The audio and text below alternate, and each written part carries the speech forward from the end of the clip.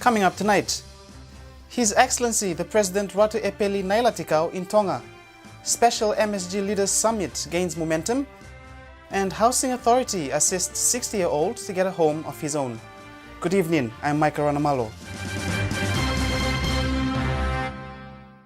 As we look forward to the Leaders Summit over the next 5 days, beginning with the Foreign Ministers meeting tomorrow, host Fiji is once again ready to host our Melanesian leaders, including delegates from the region. With preparations well underway, it has also been encouraging to note the hard work of delegates and officials during the past few days, which has contributed to our ability to progress further as Melanesians. The series of meetings, beginning with the Police Commissioners' Conference, followed by the subcommittee meetings, along with the Trade and Economic Officials meeting, has eventuated with a successful senior officials meeting this week. I think what is important there is to have a very open mind on issues of change, issues of reform, rather than being inward-looking and being rigid in the way we see things. I think as of now, the MSG Secretariat has come up with initiatives to move this, to move forward in terms of the reforms, which can, which are already taking place in most of our countries. But as for Fiji, I believe we are taking a lead in these areas, and that is why we have been the center in terms of trying to advocate or to facilitate these changes that are already taking place. As I mentioned, we've taken the initiative in terms of moving our police cooperation, as well as on other trade issues. For delegates, the meeting has also enabled more constructive dialogue and sharing of information amongst MSG member countries, which has resulted in successful and encouraging outcomes. The meetings have been very good.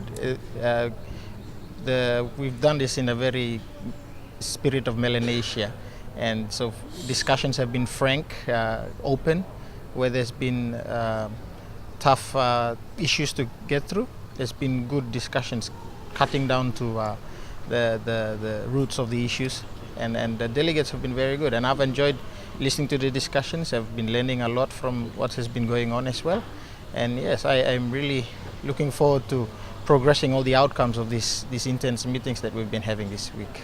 Like other member delegates, Mr. Davidson acknowledged the warmth of Fijian hospitality.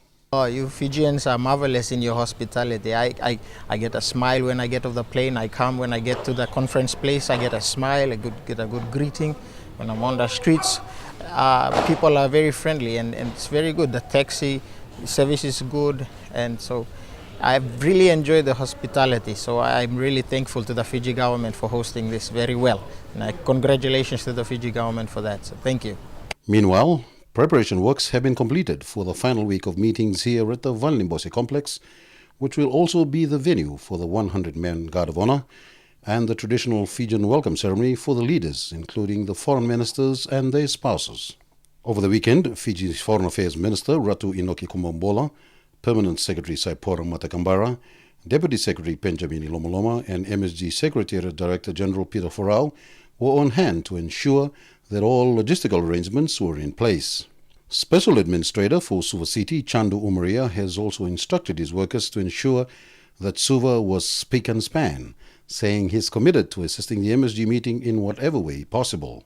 With the able and remarkable leadership of MSG Chair and Fijian Prime Minister Tosai Vorengem Bainimarama, the Fijian hospitality will once again be expressed to our Melanesian One Talks, as this is PM Bainimarama's final term as MSG Chair. Whatever the obstacles, we as Melanesians are more determined than ever to achieving our collective outcomes. And in the words of SOM Chair and Foreign Affairs Permanent Secretary Saipora Matakambara, we must think globally, act locally, but endeavor to maintain partnership by taking ownership of our destiny as we chart our pathway forward as Melanesians. Fiji will be represented at the funeral ceremonies for Tonga's King George Tupou V next week. His Excellency the President Ratu Epeli Nailatikau left for Tonga yesterday afternoon to attend the funeral of the late King. Tonga has declared an official period of mourning until June 19th, and over the period, Tongans will be encouraged to wear black and refrain from loud entertainment and celebrations. The funeral is expected to be a lavish affair, with the late king's body being carried from the palace to the royal tombs on a platform carried by 150 people. The state funeral of the late King George Tupou V will be held on Wednesday.